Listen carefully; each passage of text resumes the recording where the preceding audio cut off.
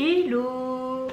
Bienvenue sur la chaîne, on se retrouve aujourd'hui pour un petit book haul. Enfin un petit, pas tant que ça finalement. Moins conséquent que le dernier book haul, mais quand même on est sur un petit book haul bien sympa des familles, parce que 5 livres ont rejoint ma palle. Quoique pas exactement, parce que sur les 5 que j'ai achetés en ce mois d'octobre, j'en ai déjà lu 3. Donc dans la globalité des choses, on est bien. On est bien, il y a plus de livres qui sortent que ce qui rentre. Moi je dis pas non, je suis même plutôt contente. Donc écoutez, sans plus tarder, on va commencer avec le premier livre qui est le dernier, ironiquement, à avoir rejoint ma palle. Il s'agit de The Curse of Saints de Kate Dramis, qui est paru en français, je crois, chez Calix.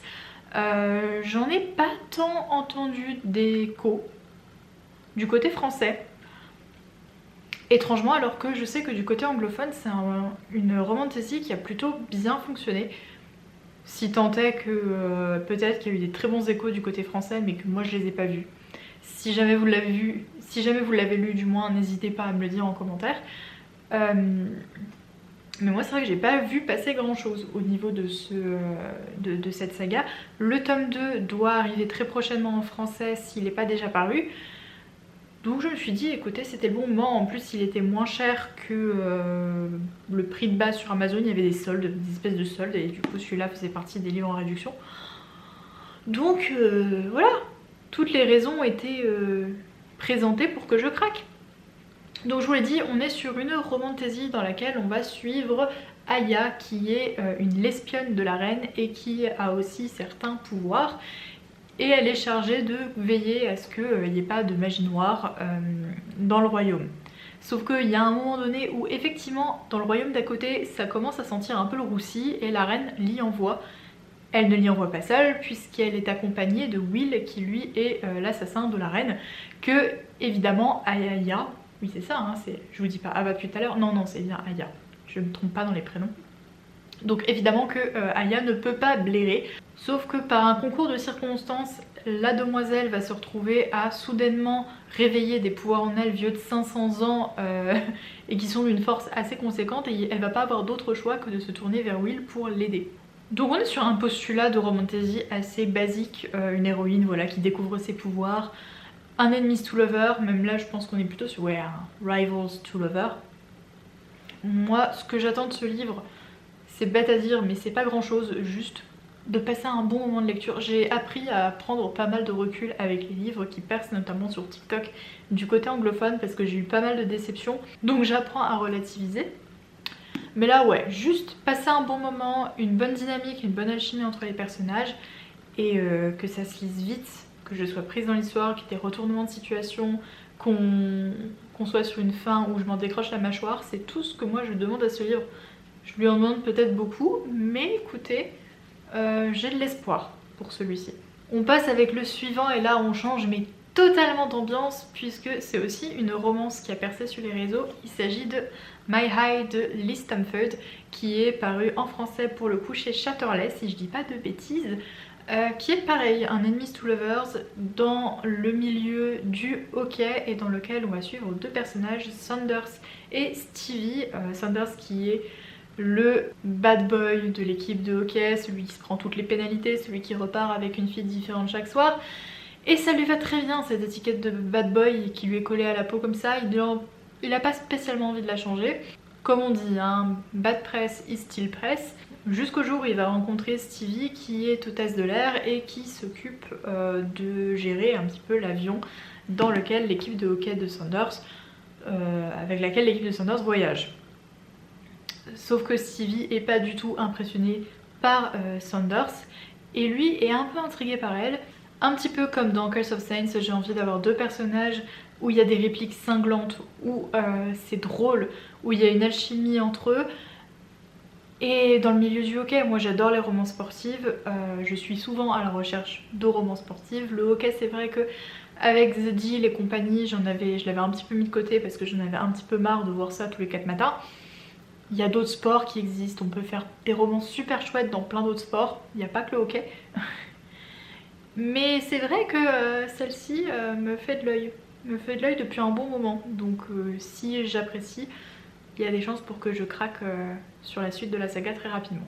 Autre livre qui pour le coup est une suite de saga, il s'agit de Keeping 13 de Chloe Walsh, qui est la suite de Binding 13. Binding 13 que j'ai écouté en livre audio ce mois-ci et dont je vous reparlerai dans mon point lecture. Mais c'est vrai qu'arrivé à peu près à mi-chemin de Binding 13, j'ai bien senti que de 1 ça allait être un coup de cœur et que de 2 on risquait de se diriger vers une fin explosive et probablement un cliffhanger. Ça n'a pas loupé, du coup l'ayant senti venir, j'ai un peu pré-shot le truc et j'ai commandé la suite, ce qui fait qu'elle est arrivée pile au moment où j'avais fini ma lecture de Binding 13, donc j'ai pu enchaîner. Et ça a été une très bonne lecture aussi. Pour vous situer rapidement le contexte, on va suivre 2 personnages, Shannon et Johnny. Shannon qui a une vie de famille et vie scolaire très compliquée parce qu'elle est victime d'harcèlement scolaire bien vénère et bien violent. Et elle est dans une famille où elle a une mère démissionnaire et un père tout à fait alcoolique et violent aussi. Ce qui fait que le jour où c'est le coup de trop dans son lycée, sa mère décide de l'inscrire dans le lycée privé de Tommen, où elle va faire la rencontre du joueur de rugby, capitaine même de l'équipe de rugby du lycée, et future étoile montante du rugby irlandais, Johnny Kavanagh. Je ne vous en dis pas plus, encore une fois on en reparlera, mais bricasse, que ce soit pour le tome 1 ou pour le tome 2, vraiment, je sais pas si vous vous rendez compte de à combien de pages on est. Je crois qu'on a plus de 800 pages pour ce tome 2, donc c'est colossal. Avant-dernier roman de ce book haul, il s'agit de The Serpent and the Wings of Night de Clarissa Broadbent, qui est sorti en français aussi chez Bookmark, si je dis pas de bêtises, sous le titre Le Serpent et le Descendant de la Nuit. Pareil, hein, qui est une romantasy qui avait pas mal buzzé sur, qui buzz toujours d'ailleurs autant, sur les réseaux sociaux anglophones, et aussi qui a bien marché du côté de chez nous. C'est pour ça que j'étais un peu curieuse de me faire une idée. Et j'avais très envie d'un roman un petit peu ambiance Halloween. On va y suivre Oraya, qui est une jeune humaine qui a été recueillie par Vincent, qui est le chef de la cour de la nuit et qui est accessoirement le vampire le plus puissant du royaume, qui va se retrouver donc à participer à ces jeux, dont la finalité, si vous les remportez, est de se voir exaucer le vœu de votre choix par la déesse. Elle, évidemment, son vœu le plus cher, c'est d'arrêter d'être une proie dans un monde où chaque coin de rue peut être fatal pour elle. Voilà, hein, une humaine au milieu des vampires, vous vous doutez bien que ça peut être le parfait casse-croûte à n'importe quelle heure de la nuit. Donc elle n'a pas très envie de continuer à vivre cette vie là, et elle va se retrouver dans ces jeux là à devoir faire équipe avec Rain, un vampire, pour essayer de survivre. J'ai beaucoup aimé ma lecture, je vous en reparlerai encore une fois un peu plus en détail dans mon point lecture, mais ça a été une excellente lecture d'Halloween. Ça a coché toutes les cases de ce à quoi je m'attendais, donc j'étais très contente, et j'attends que la suite paraissent dans l'édition paperback comme ça fin novembre, donc il y a de très grandes chances que vous retrouviez le tome 2 dans le prochain book haul. Très bonne lecture que je vous encourage à découvrir. Et on va clôturer ce book haul par le tout premier livre que j'ai acheté ce mois-ci. Il s'agit de Bewa de Villanes de Berry Blue Cana et Soda Ice chez Coda, donc la branche webtoon d'Albin Michel. Donc ce livre là, ça faisait un moment que je l'avais vu, je sais plus sur quelle chaîne je l'ai vu passer, mais quand la personne en faisait la pub, si je peux appeler ça comme ça, son résumé m'avait un petit peu tapé dans l'œil, et ça faisait 3 fois que je passais devant à la Fnac. Et il y a un moment donné, bon, j'ai fini par craquer, j'étais venue pour acheter des trucs, et bon, il se trouvait que le rayon multimédia était à côté du rayon manga / bande dessinée / roman graphique. Oui, bon, bah écoutez, c'est pas ma faute, hein.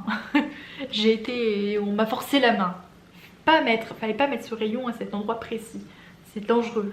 Pour l'histoire, on va suivre une jeune étudiante qui va se retrouver projetée dans le roman à l'eau de rose qu'elle est en train de lire à la place de la méchante de l'histoire.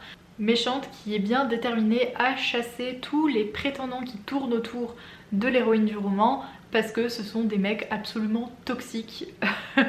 Donc ça donne lieu à des situations très cocasses et très drôles. Donc voilà, pareil, déjà lu, je vous en reparle très rapidement. C'est tout pour ce petit book haul. N'hésitez pas à me dire en commentaire si vous avez lu certains de ces livres et qu'est-ce que vous en avez pensé, et aussi ce que vous avez acheté ce mois-ci. Si le contenu vous plaît, n'hésitez pas à vous abonner, à mettre la petite cloche pour être averti des prochaines vidéos, de laisser un commentaire et de laisser un j'aime. Et nous, on se retrouve, je vous souhaite de belles lectures en attendant et à très bientôt. Bye!